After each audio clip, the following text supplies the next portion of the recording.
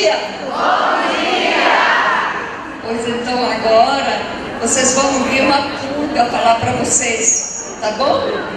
Porque o meu sobrenome é Ivan Rosana Pulga, pulguinha mesmo. E eu sou das Irmãs Paulinas e com muita alegria estou aqui com vocês para ajudar um pouco a compreender melhor esse método de orar com a Palavra de Deus, que se chama Lectio Divina, ou seja, leitura divina e orante da Palavra. Eu vou trabalhar um pouquinho esse livro, Ler e Compreender a Bíblia, que tem vários métodos. Não é só o método da Lectio Divina, tem outros que vocês podem depois também trabalhar. Com certeza aqui muitas são catequistas, professoras, né? Educadoras. Aí vocês podem trabalhar com os educandos de vocês. Educandos somos todos, né? Todos estão sempre sendo educados no caminho de Deus, no caminho da fé. Então, esse ler e compreender a Bíblia. Pode passar.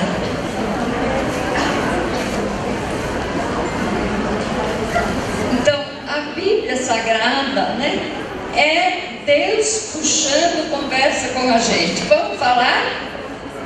Bíblia Sagrada é Deus puxando conversa com a gente. Isso. E eu vou ter agora que falar com vocês em 40 minutos um tema muito vasto, muito grande. Mas ela me falou, se vire nos 40, tá bom? Então vou tentar me virar nos 40. Para que esse diálogo, essa conversa com Deus seja bem frutuoso, é necessário ter em mãos uma boa tradução da Bíblia, em primeiro lugar, tá? Que ela seja atualizada, que não seja uma tradução de 15, 20, 30, 40 anos atrás, que fale a linguagem de hoje, que fale de forma pastoral, que tenhamos também um bom método de leitura. Vamos ver então, primeiro, como a Bíblia não quer ser lida. Segundo, como ela quer ser lida. Tá bom? Para frente. Como a Bíblia não quer ser lida. Ela não quer ser lida de forma fundamentalista. Quer dizer, a gente toma a Bíblia para fundamentalizar tudo que a gente quer, para colocar como fundamento. Isso ela não quer, não. Tá? A leitura fundamentalista é aquela que nos segura presos ao texto, tal qual ele é, letra por letra, e não permite fazermos a passagem do texto para o conteúdo escondido por detrás das letras, por detrás das palavras. É por isso que nós chamamos de leitura fundamentalista. E você sabe que essa leitura é muito perigosa. Porque, por exemplo, no Novo Testamento, como o padre falava primeiro, não é? No Novo Testamento, em Mateus 5, em Mateus 27, fala assim: se o teu olho te leva a pecar, se a tua mão te leva a pecar, se o teu pé te leva a pecar, quem já fez isso?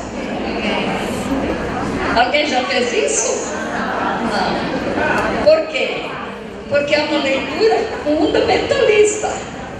Se o teu olho leva a pecar, mude teus pensamentos, corte os teus pensamentos. Se a tua mão te leva a pecar, mude a tua ganância, o teu desejo de possuir as coisas, né? E arrancar do outro aquilo que não te pertence. Se o teu pé te leva a pecar, mude a direção, mude o caminho. Então a gente tem que compreender a simbologia que está por detrás das letras. Então, essa forma de leitura fundamentalista, ela é muito perigosa, né? Muitas religiões, seitas, digamos assim, né? Hoje a gente não fala mais a palavra seita, fala expressões. Muitas expressões religiosas nasceram de uma leitura fundamentalista da palavra de Deus, da Bíblia. Então, precisamos sempre ter um método. Vamos ler juntos aí? O que é um método?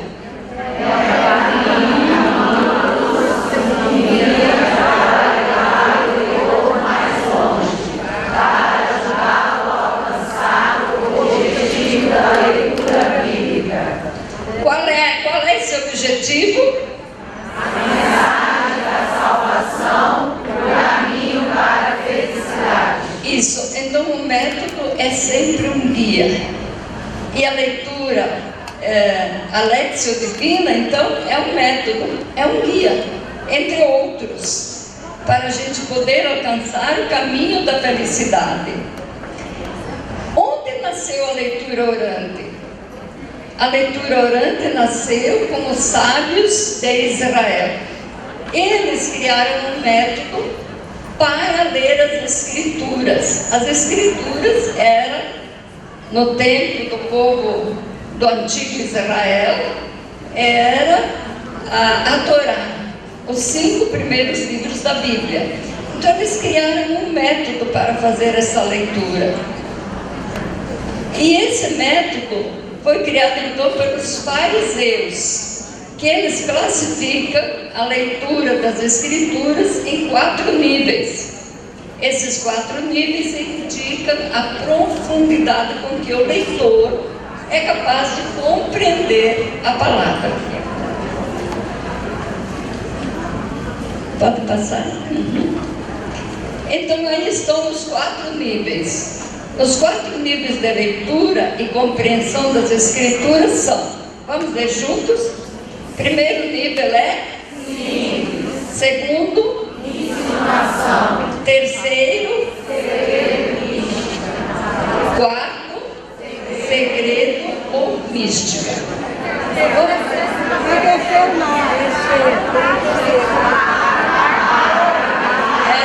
Isso. Terceiro, catar, revirar e para puxar. Vamos passar agora um por um, porque aqui está a fundamentação da leitura orante, que vocês muitas já fazem, né? Quase todas. Mas precisa saber de onde que vem, qual é a raiz disso. Então, essa leitura orante, ela vem mais ou menos do ano 180 antes de Jesus, antes de Cristo, quando os fariseus, que eram os mestres da lei, começaram a criar esse método para poder ensinar o povo a ler as Escrituras. Os sábios de Israel então colocaram esse fundamento da Lectio Divina. Nós poderíamos ler Gênesis 2:23 nos 4 níveis. O que fala Gênesis 2:23? Quando o homem viu a mulher ao seu lado, ele disse: agora sim, esta é osso dos meus ossos e carne da minha carne. Por isso ela será chamada mulher. Quando você lê no nível simples, você entende isso: osso dos meus ossos, carne da minha carne. Certo? Quando você já lê no nível da insinuação, do cavar, né? Quando o texto está dizendo para você, mas será que é isso mesmo? Mas será que está falando a verdade? Mas será que não tem alguma outra coisa escondida por detrás das letras? Quer dizer, o texto está insinuando você a desconfiar, a buscar. Então, os sábios de Israel, eles mesmos pesquisaram e disseram: não, esse texto, osso dos meus ossos e carne da minha carne, era o texto de compromisso matrimonial. O homem e a mulher declaravam um para o outro: de agora em diante você é osso dos meus ossos e carne da minha carne. E se tornavam um, como um é Deus. Então veja, já é mais profunda essa leitura do que a de nível simples. Mas passemos, porque eu estou me virando nos 40, né? Então, passamos no terceiro nível: buscar, escavar e escarafunchar. Então eles foram buscando. Mas será que quer dizer só isso?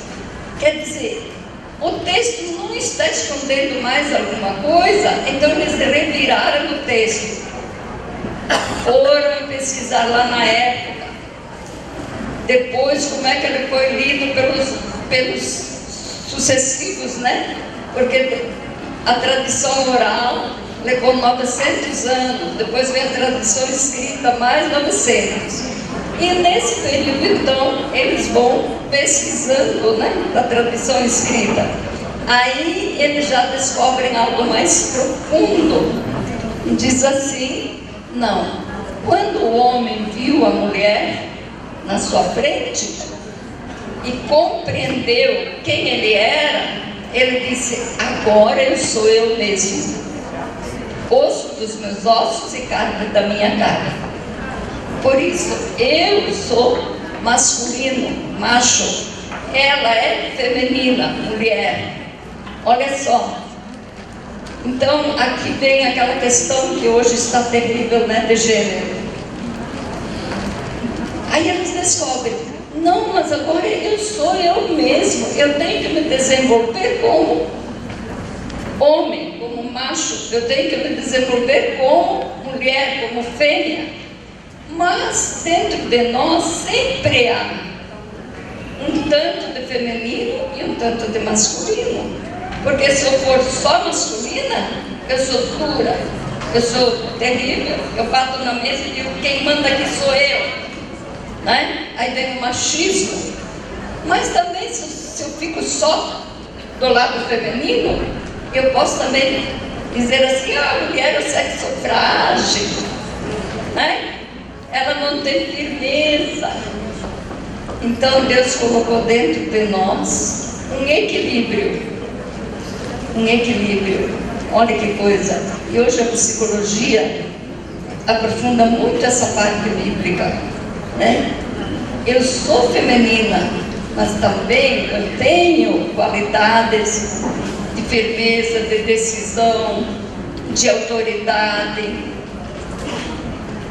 O homem vai dizer: eu sou masculino, mas eu tenho também a delicadeza da mulher.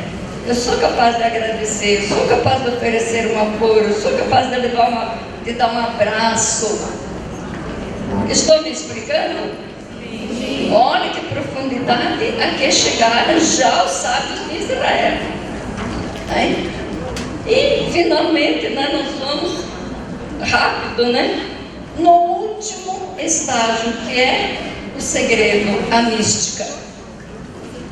Quando você chega nesse estágio, os sábios de Israel dizem: você chegou ao máximo em que a nossa mente humana pode chegar.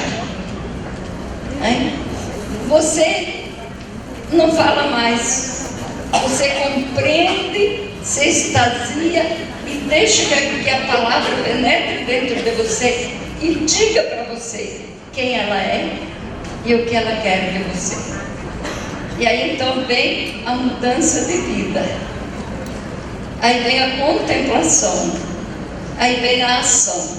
Porque enquanto você contempla, enquanto você aprofunda, enquanto você pesquisa, você já está mudando o seu modo de pensar e consequentemente o seu modo de ser.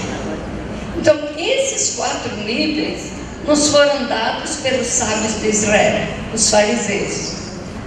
Por isso que a gente não pode falar mal de todo mundo, dizer: ah, não, os fariseus são maus, eles são isso, são aquilo. Não, teve muito bons fariseus. Depois, os maus fariseus deram essa conotação ao farisaísmo, sobretudo no tempo de Jesus, quando os fariseus fecham as sinagogas aos cristãos. E aí há a separação. Vamos mais à frente um pouco. Então, o método da leitura divina e orante. Vamos ler juntos esse número 21 da Constituição do Concílio Vaticano II, Dei Verbum. Vamos ler devagarzinho e junto, porque ele é muito profundo. Nos livros sagrados, ó Pai, que estás nos céus, venha amorosamente ao encontro de seus filhos para conversar com eles. E é tão grande o poder e a força da palavra de Deus que constitui o sustento e o vigor da igreja, a firmeza da fé para seus filhos, o alimento da alma e fonte límpida e perene da vida espiritual. Isso. Quais são as frases, as palavras mais fortes desse texto? Quais são as palavras mais fortes que nós encontramos nesse texto? Vocês podem falar.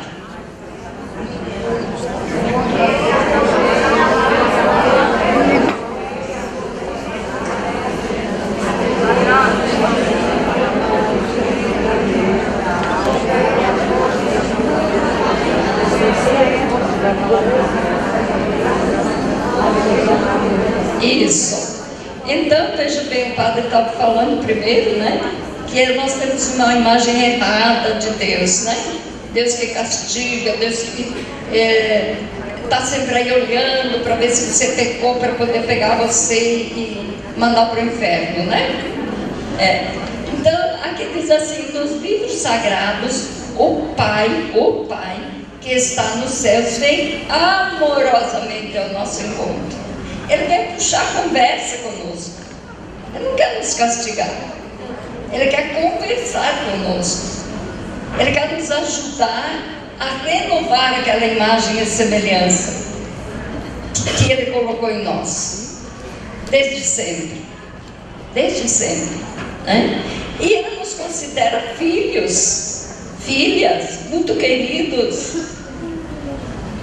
E é tão grande o poder e a força dessa palavra de Deus, né? Dessa palavra de Deus, que constitui a energia da igreja, constitui a espiritualidade da igreja, constitui a força da igreja. E quem é a igreja? Quem é a igreja? Nós. Portanto, ela é a nossa força. É a fonte perene de nossa vida espiritual.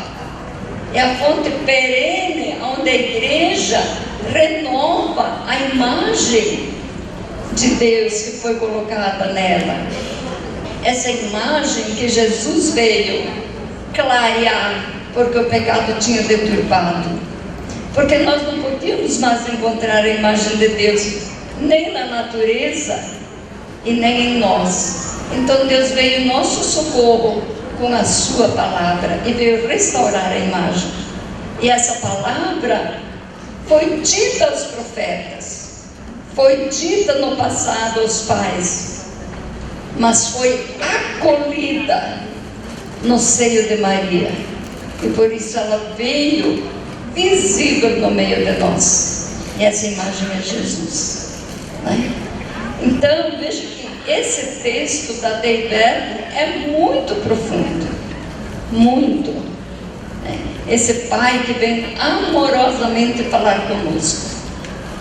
Isso precisa ser interiorizado em cada uma de nós que somos mães, educadoras, formadoras. Não deixem essa formação para a escola. Essa formação é dada no joelho de vocês, mães, avós, sobretudo. Vamos para frente. Pode passar mais um.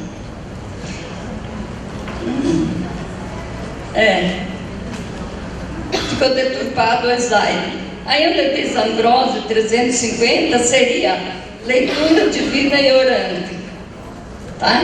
nesse miolo aí onde está grande Ambrósio, é leitura divina e orante. Então essa leitura divina e orante, vocês vão ver nesse relógio, né, vocês encontram, nasceu com os fariseus. Depois ela foi prolongada pelos monges de Qumran. Mais tarde, Orígenes, que é um dos primeiros teólogos leigos das comunidades cristãs, ele a retoma e a coloca de novo em exercício no meio das comunidades cristãs. Mais tarde, então, Ambrósio, que é um monge, vai usá-la para os monges. Não pense em monges como nós conhecemos hoje. Monges eram homens, mais tarde também mulheres, mas começou com os homens, que se retiravam, um aqui, outro lá nas montanhas, nas grutas, para viver da contemplação da palavra de Deus. Eles levavam com eles água, pão e a Bíblia. Então eles retomaram esse espaço dos fariseus. Mais adiante, Cassiano, no ano 400 depois de Cristo, ele dá uma estrutura um pouquinho nova e vai aprofundando. Depois ela vai se perder, vem as guerras, vem as lutas, vem as disputas na própria igreja, não é? Então, em 1150 depois de Cristo, um monge Guigo retoma e vai retomá-la com os passos que nós vamos ver até nos hoje. Aí ela se perde de novo esse método, esse guia, essa luz vai se perder de novo nos embates da história. No Vaticano II, 1962 é recuperado. Olha quanto tempo, quanto espaço, de 1150 até 1962. Aí o Vaticano II retoma e nós então a temos hoje. E vamos ver como nós trabalhamos hoje. Pode passar? Então nós temos aí os 4 passos do monge Guigo, né? Qual é a palavrinha constante nesses 4 degraus? Qual é a palavrinha constante? A ação. Veja como a palavra de Deus não é estática, por isso ela não pode ser lida fundamentalistamente, nem literal, numa leitura literalista. Ela tem que ser interpretada, ela tem que ser atualizada, ela tem que ser lida por detrás das suas letras. Então, a leitura simples, a meditação já entra a ação, né? Porque enquanto a gente medita, a gente já reconhece a oração, que também é uma ação, e a contemplação, que é a mais profunda das ações, né? Então esses 4 passos são os passos da leitura orante que temos hoje, recuperada pelo Concílio Vaticano II, a partir então do monge Guigo. No meu livro, Ler e Compreender a Bíblia, eu vou explicar muito bem isso. Então, se vocês querem ter mais claro e mais profundo, vocês procurem esse livrinho, onde eu falo com palavras bem simples para que qualquer pessoa possa entender. Podemos ir para frente. Sim, o Frei Carlos Mestres e o Cardeal Martini redescobriram e atualizaram isso após o Vaticano II. O Carlos Mestres na América Latina e o Cardeal Martini na Europa.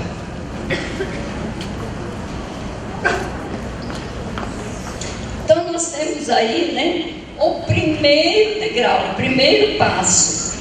Qual é o primeiro passo? Leitura. Vamos juntos? Lenta e atenta. O padre Padre Alberione recomendava, nosso fundador, nós somos irmãs da comunicação da palavra, então ele recomendava que quando a gente lê o texto, a gente leia com o dedo, acompanhando, né? Quando você encontrar uma palavra que chama a atenção, diz ele, fique aí com o dedo até queimar. Significa, fique aí até você entender o que isso quer falar com você, o que isso quer dizer.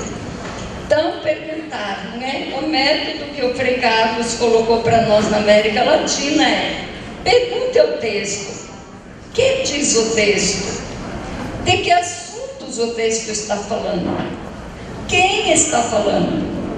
Em que situações e com que sentimentos? Porque ele pode estar falando com um sentimento de misericórdia, de compaixão, de perdão, mas pode estar falando também, como diz Marcos, né, que quando Jesus entrou no templo e viu que tinha feito uma casa de comércio, um banco central, né, ele pegou umas cordas aí, fez um chicote, cozinhando de raiva, fala o texto. Cozinhando de raiva. Todos nós sabemos, não é? O que é cozinhar de raiva, não é verdade? Então Jesus também teve momentos em que ele falou com indignação diante do mal, diante da má interpretação da palavra de Deus. Então esse é o primeiro passo, simples, mas já vai perguntando, né? De quem você está falando? Do que você está falando? O que você diz? E aí vem o segundo passo, que é o passo da meditação. O que é a meditação? Vamos ver? É o momento para meditar e ruminar o texto, estudar e aprofundar o que ele nos diz, ver bem o sentido de cada frase, penetrar no coração do versículo. Isso, então, para você fazer isso de um modo mais simples, você pergunta para o texto: o que você diz para mim? O que você diz para nós, para a nossa sociedade, para a nossa igreja, para a minha família, para a minha comunidade? Alargar mais, para não fazer uma leitura individualista, porque a Bíblia é ampla, ela extrapola a nossa consciência. Vamos?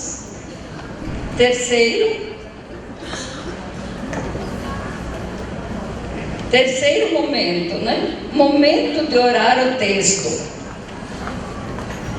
É o momento do diálogo íntimo e pessoal com Deus. É o momento, então, que Deus realmente agora puxa conversa com você. Ele senta na sua frente, olha nos seus olhos e começa a falar. O que o texto me faz agora, então, eu dizer para Deus? Se ele falou comigo até agora, o que é que eu digo para ele? Então, orar o texto respondendo a Deus aos seus apelos. Manifestar a Deus os nossos sonhos, as nossas esperanças, o nosso arrependimento, o nosso medo. Mas eu não vou falar sobre Deus, porque uma coisa é falar sobre Deus e uma coisa é falar com Deus. Então, se eu vou falar com Ele, eu vou chamá-lo, meu Pai, meu querido Pai, meu Jesus, meu amado Jesus, amor da minha vida. Você vai entrar na intimidade com Deus ou com Jesus e você vai dizer a sua oração. Meu querido Deus, obrigada por esse dia, por eu poder estar aqui com essas mães que oram por seus filhos. Eu não conheço todas as angústias delas, não conheço todas as esperanças delas, mas você conhece. Atenda essas mães. Eu estou falando com ele, mas eu digo assim: vou agradecer a Deus porque hoje estou aqui com as mães que oram por seus filhos. Eu não sei quais são as angústias delas, mas você sabe. Eu estou falando sobre ele. Então, eu não quero nessa oração falar sobre Ele, eu quero falar com Ele. Esclareci? Sim. Sim? Tá bom. Então vamos para o quarto. O quarto momento é o da contemplação. Vamos ler juntas? É o momento da admiração diante da palavra, que se faz experiência e nos pede uma mudança de vida. Então a palavra se fez experiência em mim. Eu encontro pessoas na minha missão que me dizem: irmã, é como se eu tivesse tocado a Deus. Eu fiz uma experiência tão linda, irmã, tão linda, que me encheu de luz, que me emocionou. Eu fiquei meses pensando nisso. Então é a palavra que se faz vida na pessoa, se faz experiência. Eu posso tocá-la, eu posso senti-la. Então esse momento é um momento profundo em que Deus faz a grande mudança nas pessoas, como fez com Paulo, quando a sua luz o derrubou de todo o seu conhecimento, de toda a ciência que ele tinha. Ele mostrou um caminho novo. Que mudanças de atitude nos sugere o texto? Em contemplação, fico namorando o texto, fico saboreando o texto, a palavra que mais me tocou. E aí eu formulo o meu compromisso de vida. Eu vou contar só um testemunho muito simples, mas para vocês verem como Deus fala com as pessoas, até de pouca letra, né? Pouco letradas. Então meu pai estava quase nos últimos anos da vida dele, ficou um ano acamado, e ele participava todos os dias da missa na TV, na Rede Vida. E ele dizia para minha mãe: mas é até pecado morrer agora com tanta coisa linda, porque ele via, através da TV. Mas uma noite houve um temporal e a ministra da Eucaristia não pôde trazer a Eucaristia. Então a mãe disse: vamos fazer uma comunhão espiritual. Então fizeram a comunhão espiritual.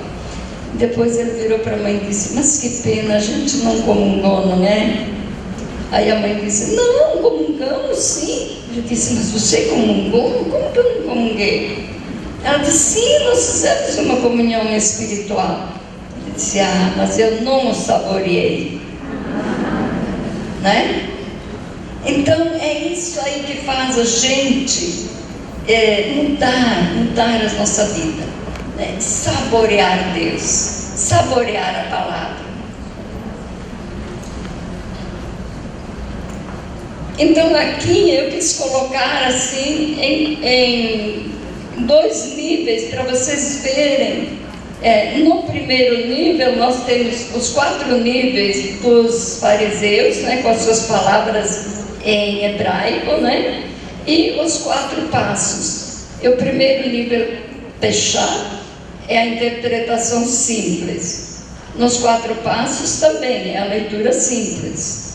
Nos fariseus, o segundo passo é remetes, insinuação, busca. No nosso é meditar, mastigar o texto, ruminar o texto.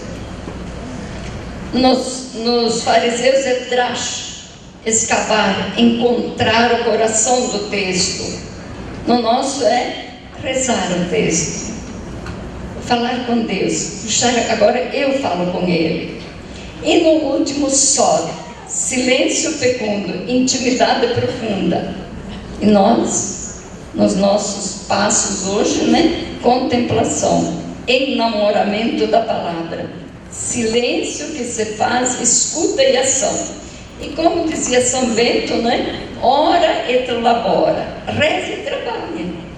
A gente pode fazer do trabalho uma oração, e assim a gente está na leste divina, né? Ou então, contemplativos na ação e ativos na contemplação. Contemplativos na ação, leva para Deus os problemas e tudo o que você precisa, e ativa na contemplação, né? Fique em silêncio para que Deus possa transformar você. Pode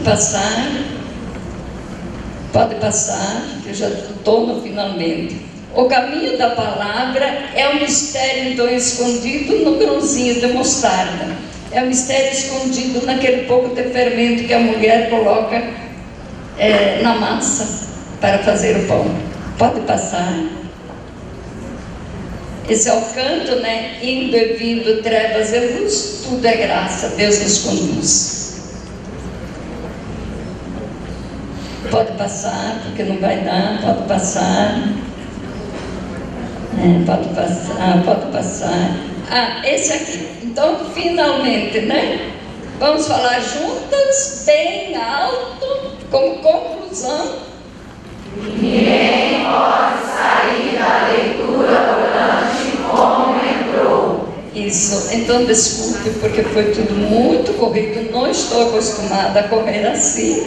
Mas se vira nos 30, né? E eu precisei me virar nos 40. Mas eu peço para vocês guardarem isso. Ninguém pode sair da leitura orante como entrou. Muito obrigada.